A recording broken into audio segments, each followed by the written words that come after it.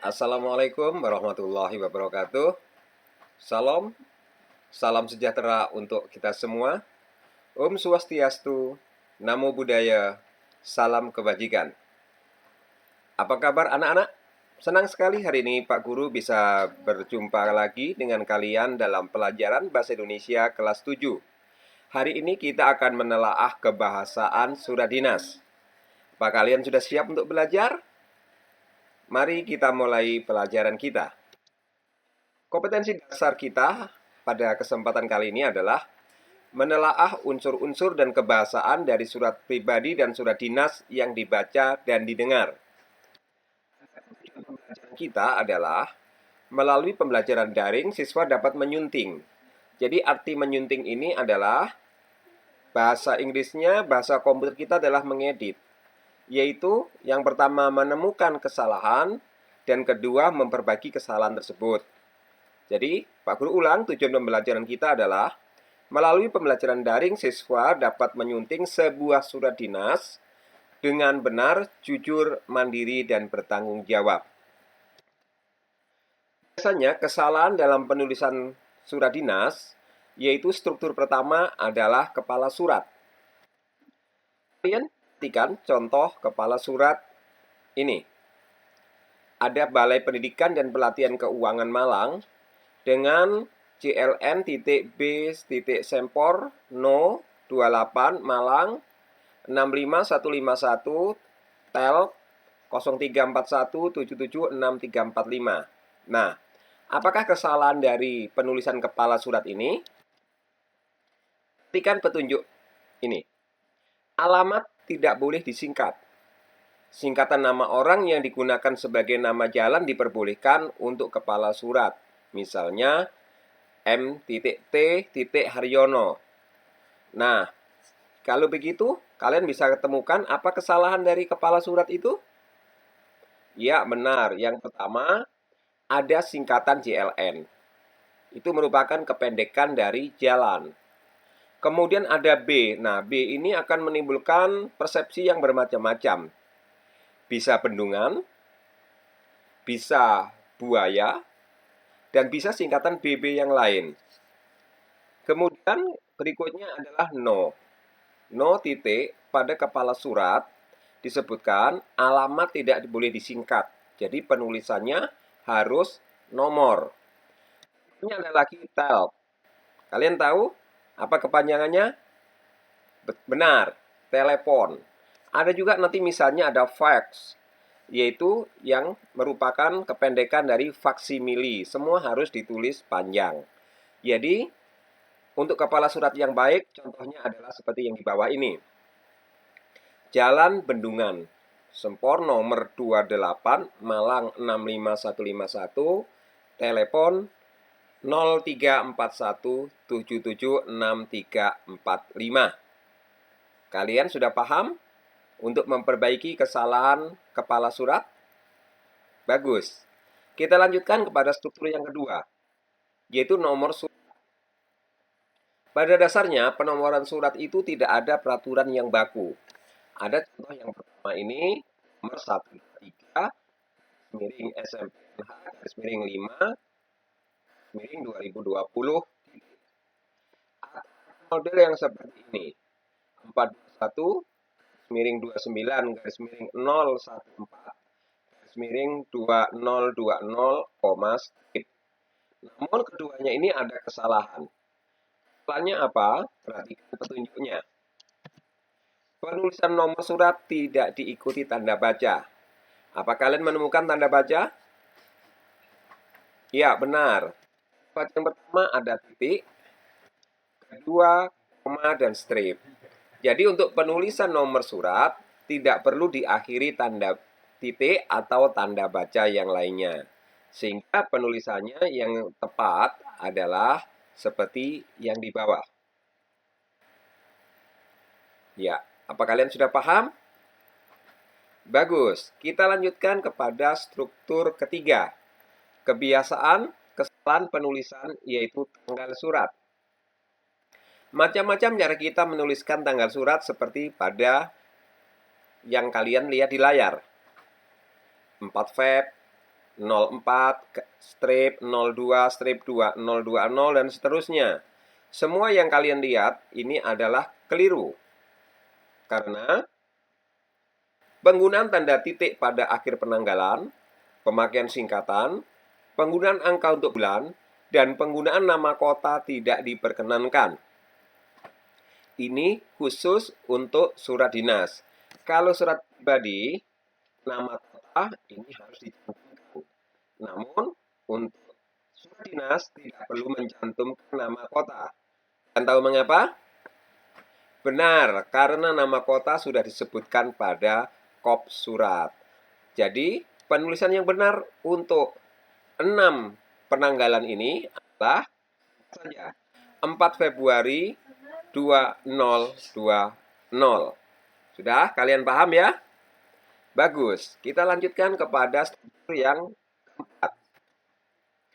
Biasanya lampiran ada ditulis lampiran angka 1 eksemplar. Ada lam yang merupakan singkatan dari lampiran 1 eksemplar titik. Ada juga lampiran menggunakan strip. Jadi, untuk menulis lampiran, syaratnya pertama, tidak ditulis angka. Jadi, angka 1 tidak dibenarkan. Karena lampiran juga tidak ada yang banyak. Kecuali kalau lampirannya 1289. Itu tidak mungkin ditulis dengan huruf. Jadi, tetap ditulis dengan angka.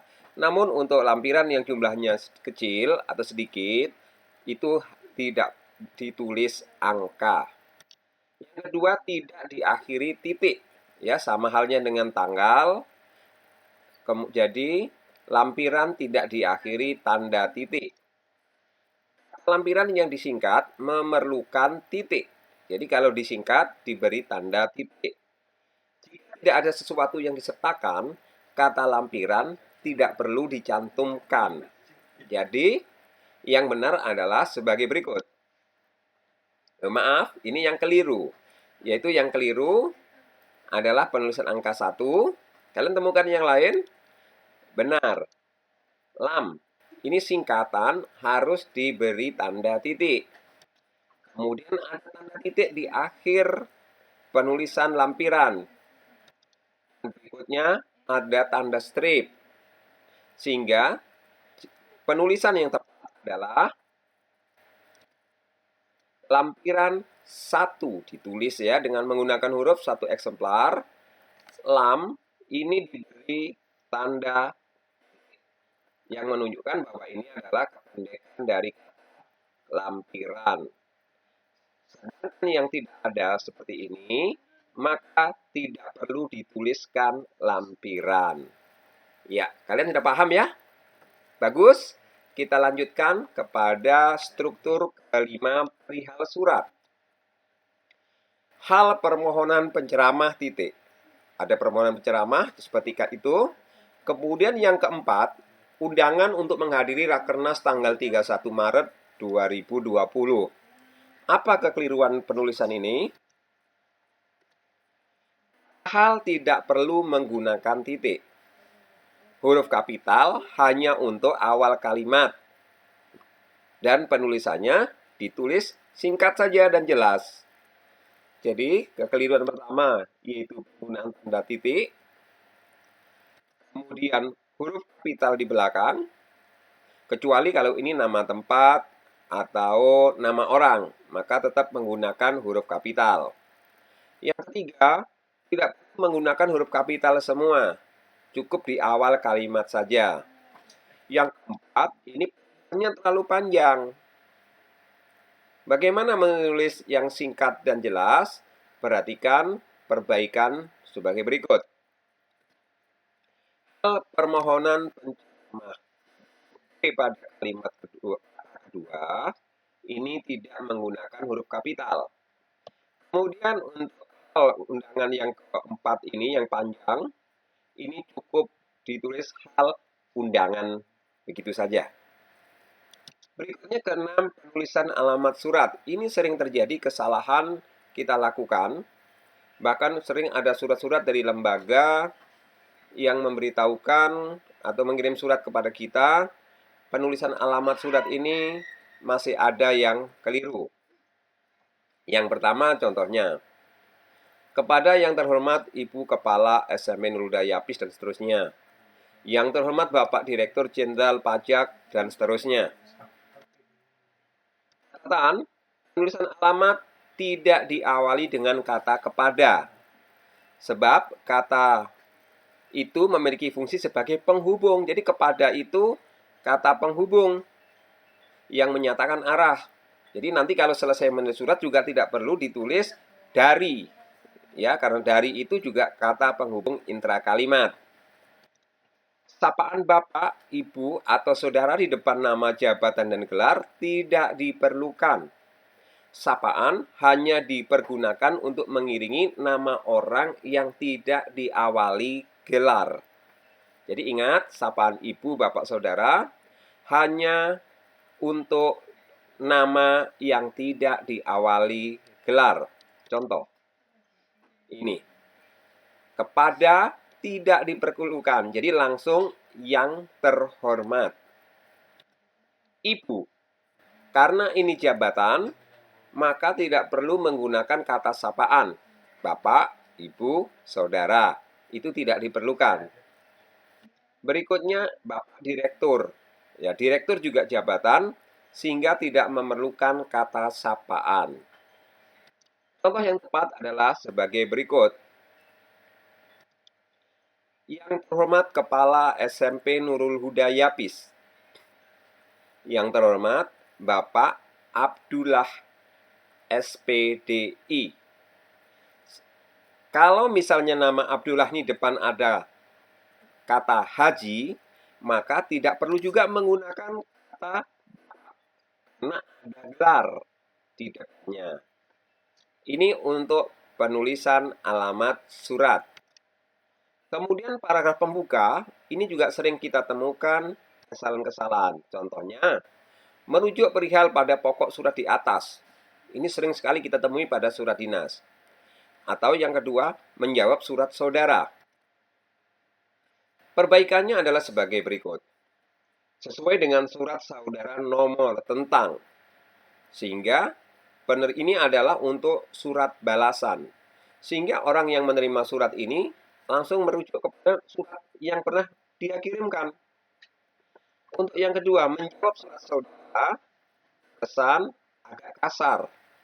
Jadi, diperhalus dengan baik, yaitu sehubungan dengan surat saudara. Ini kesalahan yang terjadi pada paragraf pembuka. Kesalahan berikutnya dalam penulisan surat dinas, ya ini kalian perhatikan, merujuk perihal pada pokok surat, itu diperbaiki menjadi sesuai dengan surat saudara.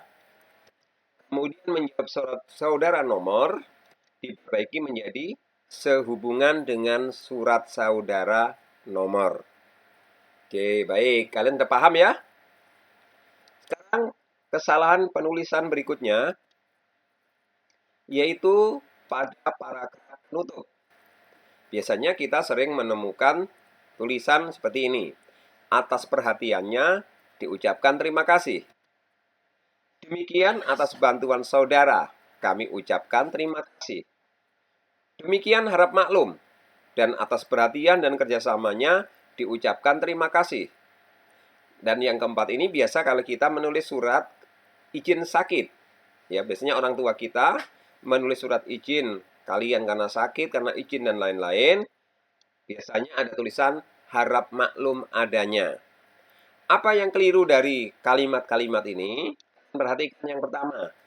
Perhatiannya, nya adalah kata ganti orang ketiga tunggal.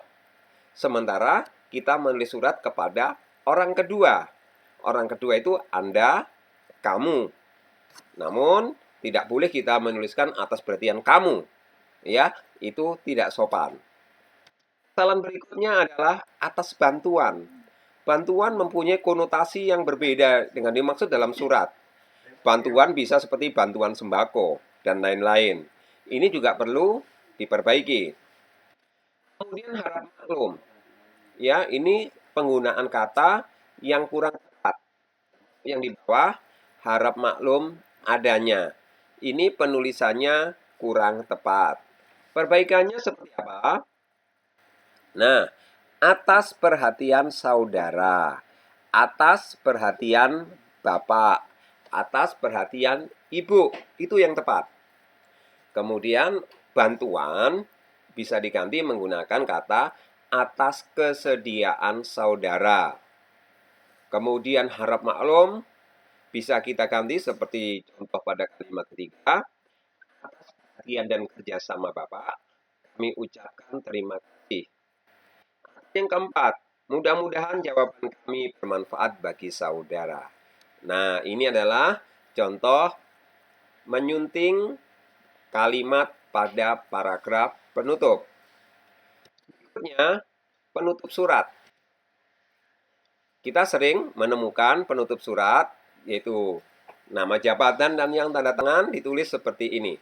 Direktur Jenderal, buka kurung, Sasmita, tutup kurung. A, garis miring N, Kepala Personalia, Dian Putri. Kepala Sekolah, Amin Istiqomah SPDI, di garis bawahi. Ketiganya ini terdapat kekeliruan.